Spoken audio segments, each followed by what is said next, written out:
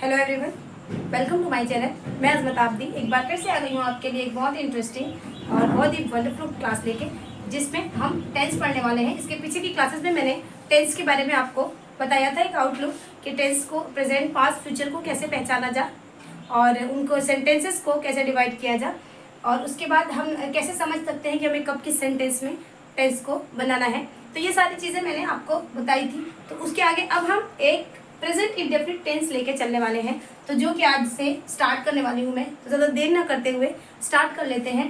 Assertive present indefinite tense, assertive sentence या इसे simple sentence कह लें, या इसे हिंदी में साधारण वाक्य कहते हैं। जब हम प्रेजेंट इंडेफिनिट टेंस के असर्टिव सेंटेंस को बनाते हैं तो उसकी सबसे पहले हमें पहचान करनी होती है टेंस की। तो पहचान के लिए वाक्य के अंत में ता, ती, ते के बाद है, हूँ आता है। ये आपने पहले भी कहीं ना कहीं पढ़ा होगा, तो फिर से एक बार इसका रिवीजन कर ले, इसको लर्न कर ले। जैसे हम देख लेते हैं, राम जाता है। मैंने कहा कि वाक्य के अंत में ता, ती, ते के बाद है, हूँ, हो आता है।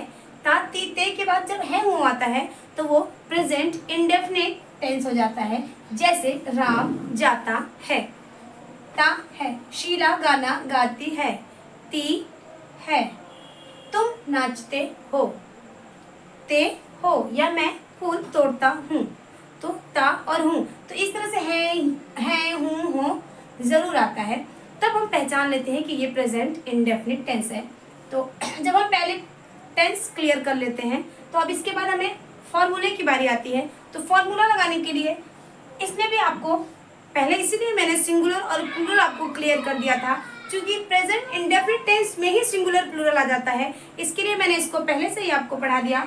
तो सिंगुलर नंबर का फॉर्मूला अलग होता है और प्लूरल नंबर के लिए फॉर्मूला अलग होता है। नंबर में बताते चलूँ, ये वचन होता है, कर्ता जब एक वचन होता है तो उसे सिंगुलर करते कहते हैं। जब कर्ता एक से अधिक होता है तो उसे प्लूरल कहते हैं। ये मैंने इसकी एक डिटेल की क्लास बनाई हुई है, आप मेरी जाके मेरी क्लास देख सकते हैं आप मेरे चैनल पे। तो देखें, जब सिंगुलर नंबर आता है तो उसमें क्या क्या हो सकता है, ही, शी, इट या एनी सिंगुलर नेम। कोई भी सिंगुलर वचन का या एक वचन का नाम, ही, शी, इट, ये जो होता है ये सिंगुलर नंबर में आता है। तो अब देख ले कि हम फॉर्मूला कैसे अप्लाई करेंगे। सबसे पहले जो होता है, लिखा जाता है सब्जेक्ट। सब्जेक्ट यानी हिंदी में इसे कर्ता कहते हैं, काम को करने वाला। नेक्स्ट उसके ठीक बाद हम वर्ब रख देते हैं। वर्ब की फर्स्ट फॉर्म, वर्ब फर्स्ट का मतलब वर्ब की फर्स्ट फॉर्म रखते हैं, प्लस इसमें एस, ई एस, आई ई एस जोड़ के ऑब्जेक्ट लगा लेते हैं। अगर अदर है तो अदर कर लेते हैं। तो इस तरह से हम जब अपना फॉर्मूला बनाएंगे तो ये हम अपने टेंस को बिल्कुल इस फॉर्मूला पे पुट करने वाले हैं। देखिए, सब्जेक्ट में बताते चलूं, सब्जेक्ट माने होता है कर्ता। सब्जेक्ट जो होता है वो काम को करता है। वर्ब जो होता है वो कर्ता के द्वारा किया जाने वाला कार्य है। एंड ऑब्जेक्ट जो होता है वो कर्ता कौन सा काम कर रहा है। जैसे शीला गाना गाती है, तो अब देख ले मैंने यहाँ पे नंबरिंग की है। सब्जेक्ट पहले नंबर पे होता है, दूसरे नंबर पे वर्ब होती है, तीसरे नंबर पे ऑब्जेक्ट होता है, और जो एक्स्ट्रा चीजें होती है वो हो जाती हैं फोर्थ नंबर पर। पहले हम 3 का क्लियर कर लेते हैं। जैसे सब्जेक्ट होती है कर्ता, होते है या होता है जो भी है, कर्ता यानी फर्स्ट शीला। गाना गाती है, हिंदी और इंग्लिश के ट्रांसलेशन में आप देख लेंगे कि हिंदी जैसे लिखा जाता है सेम टू सेम इंग्लिश को ट्रांसलेट नहीं किया था, उसमें कुछ चेंजिंग आ जाती है। आपका कर्ता जो है, कर्ता के बाद आपकी वर्ब आ जाती है, उसके बाद आपका ऑब्जेक्ट आता है। तो देख ले, सबसे पहले अगर मैंने हिंदी का लिखा हुआ है तो हिंदी में जो है शीला सबसे पहले है, तो शीला अपनी जगह रहेगी, ये सब्जेक्ट है। इसके बाद शीला गाना गाती है, तो शीला जो काम कर रही है, शीला का जो एक्शन है वो है गाती है, तो ये हमारी वर्ब हो जाती है। आप समझ ले बात को। जो गाने का काम है ये एक काम है, एक्शन वर्ड। मैंने एक्शन वर्ड्स के बारे में भी एक क्लास बनाई है, आप मेरी क्लास पे जाके अगर आप कंफ्यूज हैं तो आप इस क्लास को भी पढ़ ले। क्योंकि मैंने पहले ही कहा था कि जब मैं टेंस शुरू करूंगी तो इन सब चीज़ों को पढ़ने से, अगर मैं इनके बीच बीच में ये सारी चीज़ें पढ़ाने लगूंगी तो आपके लिए क्लास और कॉम्प्लिकेटेड हो जाएगी। इसीलिए मैं इन चीज़ों की तैयारी मैंने पहले ही करा दी। मैंने आपको वर्ब्स दे दिए। देखिए, किसी भी कार्य को करना, कोई भी काम जो होता है वो एक्शन वर्ड होता है, वो क्रिया का काम करता है। तो सेकंड नंबर पे आप क्रिया को रख लेंगे। और कर्ता के द्वारा किया जाने वाला काम, कौन सा काम कर रहा है? काम तो ये है कि गाती है, बट क्या गा रही है वो? गाना। तो शीला सिंग्स सॉन्ग। आप SES का जो ये रूल है, ये मैंने सिंगुलर एंड प्लूरल के आपकी क्लासेस में मैंने पहले ही पढ़ा दिया था, क्योंकि मुझे पता था कि प्रेजेंट इंडेफिनिट टेंस में SES आने ही वाला है, इसलिए आप मेरी इस क्लास को जाके देख सकते हैं। मैं शॉर्ट में आपको फिर भी बता देती हूँ कि जो मेरे न्यू व्यूअर्स हैं वो कंफ्यूज ना हो।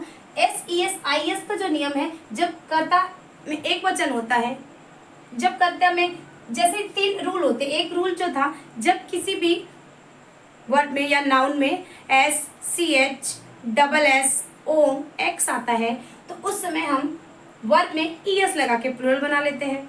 उसके बाद एक और नियम था, जब वर्ब की एंडिंग Y से होती है, उसके पहले कोई कंसोनेंट आता है, तो उस समय हम Y को IES में चेंज कर लेते हैं। अगला जो रूल था वो था कि जब कोई भी वर्ब नाउन Y से एंड करती है, उसके पहले वाउल आता है, तो हम सिंपली Y के बाद S लगा देते हैं। तो इन रूल से आप इनको चेंज करके बना सकते हैं। शीला, अब देखें मैंने थोड़ा सा ऑब्जेक्ट अदर भी बढ़ा दिया है, तो आप इसको देख ले।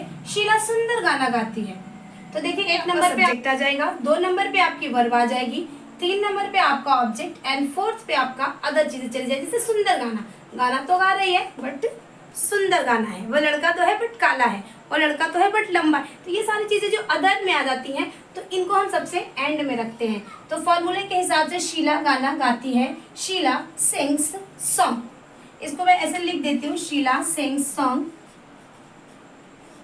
शीला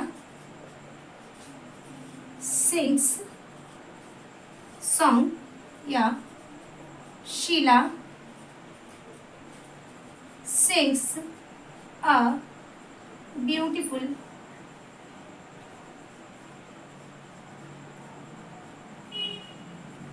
song। सुंदर गाना गाती है, अच्छा गाना गाती है। She does sings a beautiful song। Rahul cricket खेलता है, राहुल प्लेज क्रिकेट। अगर ये हो गया, अगर आ जाएगा कि राहुल मैदान में क्रिकेट खेलता है, Rahul pledge cricket in the field. देख लेते हैं, आप पहली क्लास में आप मेरे देख चुके हैं या?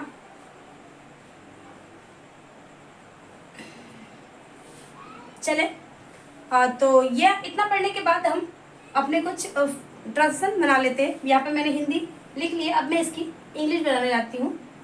चलिए स्टार्ट करते हैं। अपने फॉर्मूले पे के हिसाब से बिल्कुल रखते जाएंगे, और कोई परेशान होने की बात नहीं है। अगर आपका फार्मूला आपके माइंड में सेट है, तो आप, अगर आपने टेंस क्लियर कर लिया, अभी तो आपको टेंस क्लियर करने की कोई जरूरत ही नहीं, अभी तो आप प्रेजेंट इंडेफिनिट टेंस पढ़ रहे हैं। क्लियर कब करना होता है? जब आप सारे टेंस पढ़ लेंगे धीरे धीरे।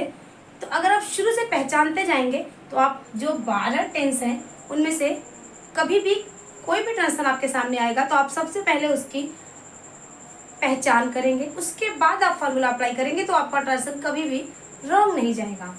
राम बाजार जाता है, देख ले पहचान, वाक्य के अंत में ताती ते के बाद है हूँ आता है, और ये सिंगुलर में है, एक वचन में। चूंकि राम बाजार जाता है, वह अपना काम करती है, पानी उबलता है, वह रोज सैर पर जाता है, माँ खाना पकाती है, बाग में फूल खिलता है, राहुल रश्मि से शादी करता है, वह मुझे धक्का देता है, वह किताब पढ़ती है, वह रोज यहाँ आती है।